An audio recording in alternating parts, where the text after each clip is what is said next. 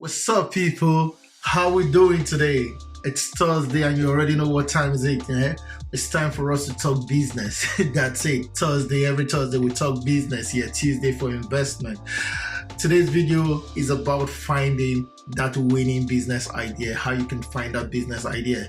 Now, the reason I'm making this video is because many people sit out there and they're looking for a business to go into. They're looking for a business to start. They're still searching for that idea. So many ideas are actually running around right now. You cannot decide on one. Some of you're sitting down, you're really passionate about business, but you can't figure out the business you actually want to do. So this video is for you.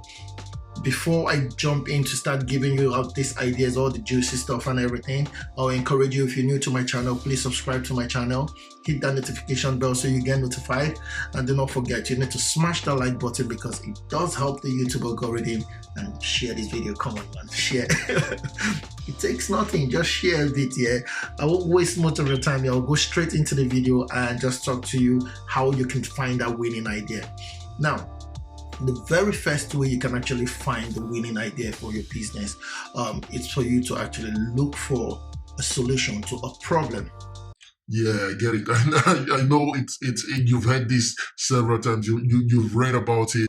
See, so many people, like so many articles out there will tell you that you need to find a solution to a problem already existing, but they won't tell you how to find a solution to that problem or how to identify a problem. Now, how do you identify a problem first before you start looking for a solution? The very easy way to actually identify a problem is to look what is going on around you. What is the problem you're facing right now? What are you facing right now? Like, I started an event hire business.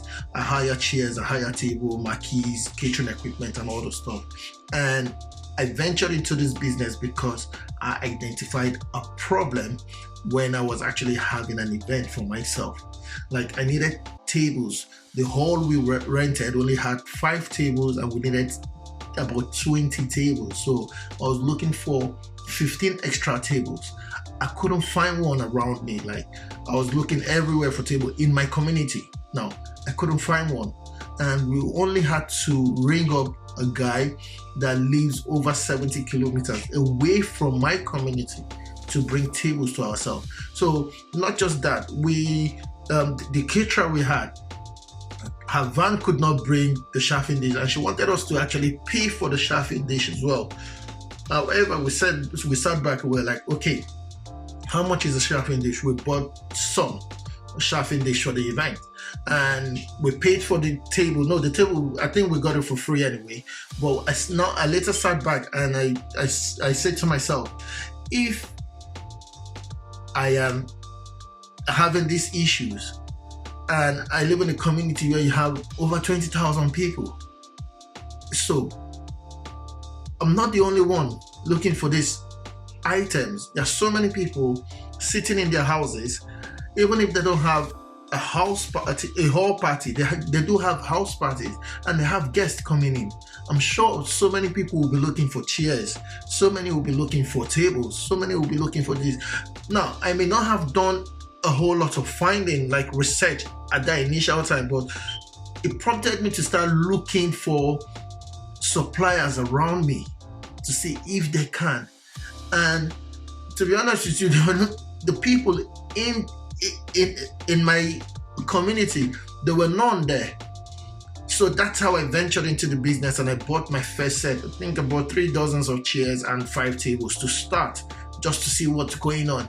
And since then, I've actually grown that business. Now we have catering equipment, we have lots of chairs, lots of tables. We've even gone into marquee rental and all those stuff. But that's how we started. That's how I identified a problem and then found a solution. It was something going on around me. So you need to look around yourself and ask yourself, what's going on? What am I looking for right now? Whatever you're looking for, you're not the only one looking for that thing. So that's one thing I want you to get straight. You're not the only one looking for that thing. Now, you may not have a problem around you. You may not have a problem you need a solution. But look at your family. Look at people in your family. Look at your circle, your friends. Is anyone looking for a solution to a problem and they're coming to you and asking for that? If they are not the only ones looking for that, looking for a solution. There are so many people out there. With that, you can start exploring and look at and you can start looking for ways to solve that little problem. So that is just how you can identify a solution to a problem. You need to look around you, around your family, around the people, around your community, and then you can start doing your research. Now, today, my business is not just providing for my community. I now cover that 70 kilometers plus. I go there and I do set up for people. I do deliver for people there. Like, my business has gone wider than my community, but it started with a problem within my community, and now I've expanded. I'm doing a region now. Now, the second one is about building on your key strength. If you can build on your key strength, you can transform your strength into a business. When I'm talking about strength, I'm talking about skills right now. Now, these are skills that you acquired from work, skills that you acquired from school. You may not be passionate about these skills, but it's something that you do every day. You could be a very good salesperson, and then you become, from there, instead of you're working for someone as a salesperson, that is a skill. Like, you hit target consistently, you're making money for your organization right now. You can transform that skill into a business. Even if you're not selling products for yourself, you could start training people on how to sell. You could start training organizations on how to grow their sales. So that's one way you can actually use your skills, your current skill, to actually transform it into a business. Easy peasy. It could be that you are good at digital marketing. You work as a digital marketing executive. You know all about SEO, Facebook advertising, and the rest. You could look for a small business and start selling your skills to them.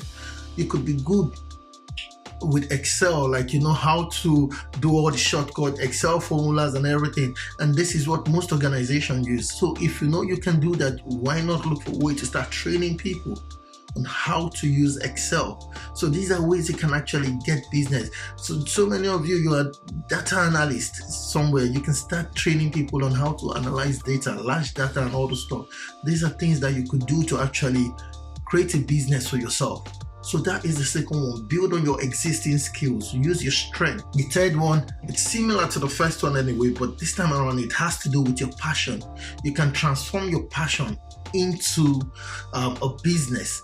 So many people are actually doing that. You may enjoy writing. You're just writing books. You just enjoy doing things, and then you can take that passion and you go into blogging.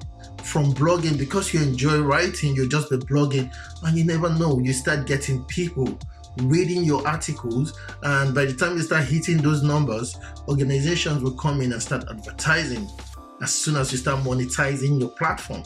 So this is how you can actually transform your passion. Some people are passionate about music and they're in the music industry right now. They may not necessarily become a singer or a musician, but they are in the business itself, the music business. For example, Don Jazzy, he enjoys music. He's a producer, yeah, but he's the CEO of Maven Records. Like, he signs artists and he's making money off them, royalty, all the stuff, making beats and everything. And he's rich. It's from his passion, if you get what I mean. The likes of the Kanye West, Jay-Z, all these guys are passionate about music, making beats, and they're transforming that passion. They're not just doing the music, they're actually in the industry as well, making money, signing artists, setting up a business whereby even if they stop singing, they're still in the business of music because they're passionate about sound and they're not going out anytime soon. P. Diddy, the same thing. Like, he was in the industry not as a rapper himself, but as a producer, as an executive producer, the CEO of Bad Boy Records.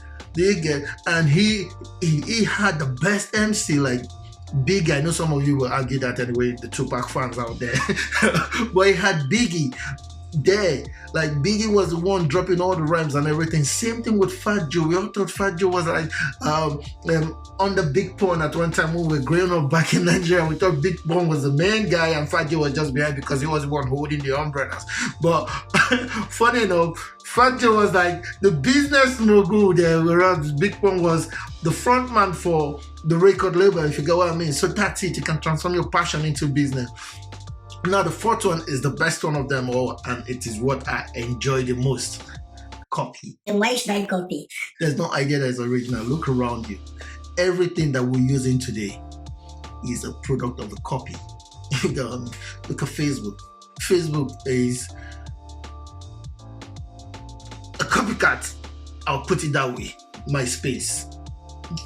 Facebook copied, but it became with social media. It's not that they were the first social media organization that came, and since then we've had series of organization in the social media space. We have the likes of Instagram came and Facebook bought them over anyway, so it's just part of Meta now. So we have the likes of Twitter, Snap, TikTok. They are all springing up every day. Some of them are popping up and dropping down. Like Donald Trump just had his own social media. Everyone is copying. It's not, look around you, look at the banks, for example. You don't have one bank around you. You have banks around you. Like in a small town of 20 to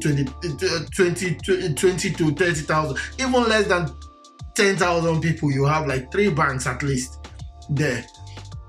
Doing the same thing, taking our money from ourselves, investing our money and making money for themselves and giving us peanuts. At the end of the day, that's it, as interest. But you have different banks, they're providing the same service, mortgage, loan, giving you savings. They're all doing the same thing, they just have different names. You go to streaming service, we had Netflix, they're leading the way, and Disney came, boom, the same streaming service. Amazon, the same streaming service. Apple TV, the same streaming service. Now, the same streaming service. Everybody is streaming these days. Everyone is copying themselves, so you should not be ashamed of copying. Copy. Just look for a business that you can copy, and you can, once you're copying, you're offering a better way of doing it, and not just a better way of doing it. You can even do it for less cost. Everything is copying, except you have